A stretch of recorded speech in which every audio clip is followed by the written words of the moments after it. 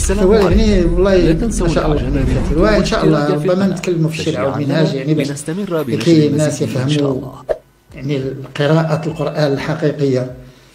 هذا القرآن يتلوه وكاين يقرأه.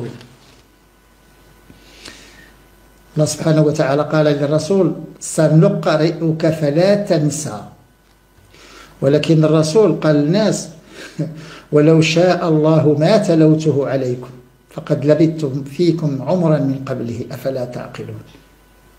تتلو هي تتلو القرآن فقط، مثل هؤلاء الذين يتلونه ويرتلونه، والترخيم والتفخيم والإمالة والقلقلة يقرأ القرآن. لا، ما تمشي قراءة القرآن، هذيك هي تلاوة. تتلو القرآن لا تفهم، ما تتلو.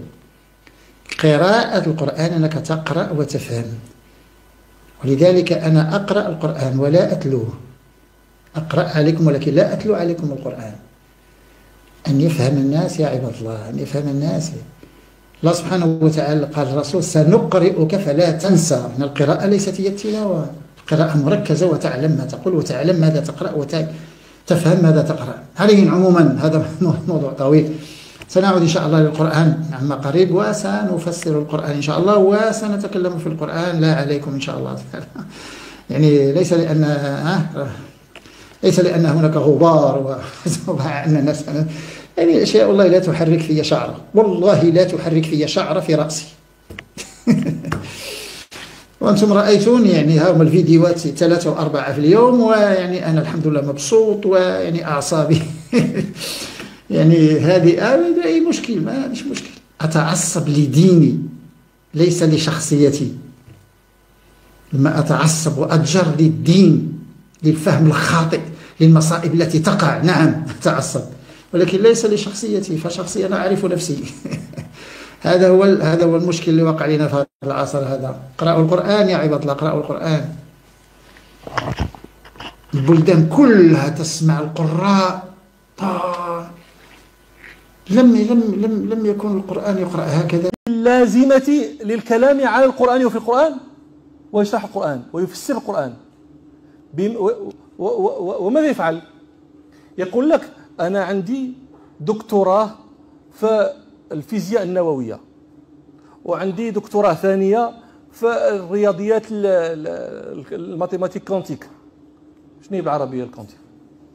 الكمية. وعندي ما نعرف شنو في كذا كذا.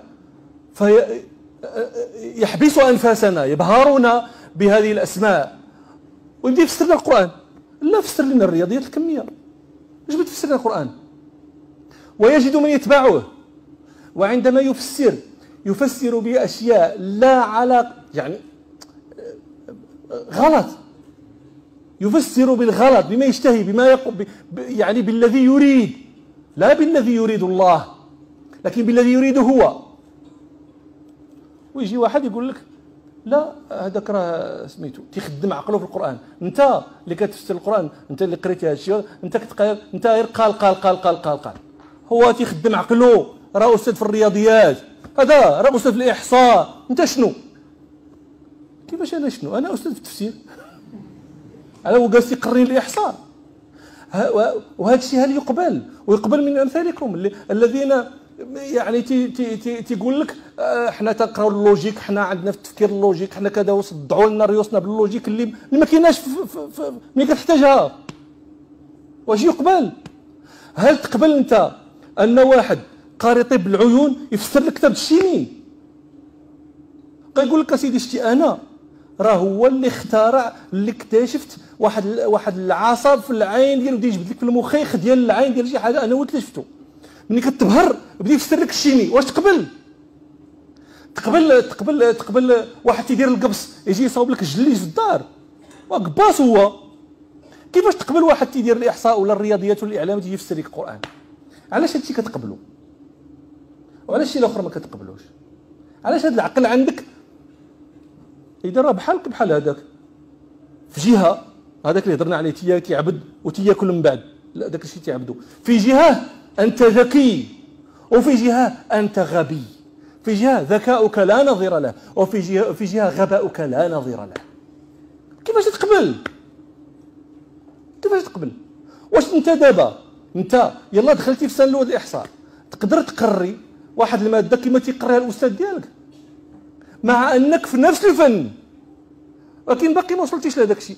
انا يلا مثلا انا يلا بديت نتعلم الرياضيات بجيز على المشترك يلا بديت نتعلم شي حاجه، واش غادي نقدر يجي شي واحد غيبغي يدوز الباك نراجع عليه انايا الباك المقررات الماط ديال الباك؟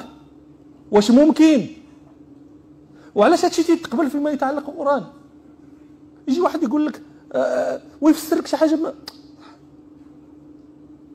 هذه امور ينبغي ان يعيها الواعون، وان الانسان يتكلم فيما تعلمه لا فيما لم يتعلمه.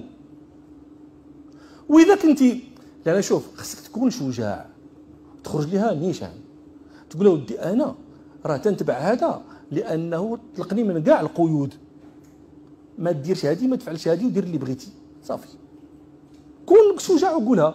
اما تبغي تسمى مسلم وتبغي تسمى راك تتبع القران وكدير القران وكتفسر القران بشي حاجه ما.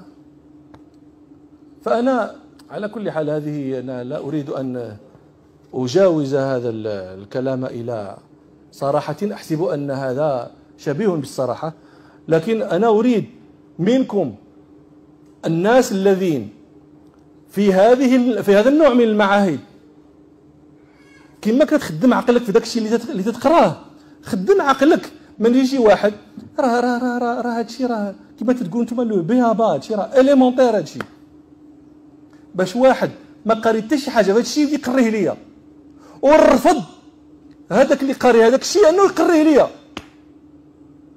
هذا راه هادشي كيف تقبلوا العقول؟ الحمد لله رب العالمين.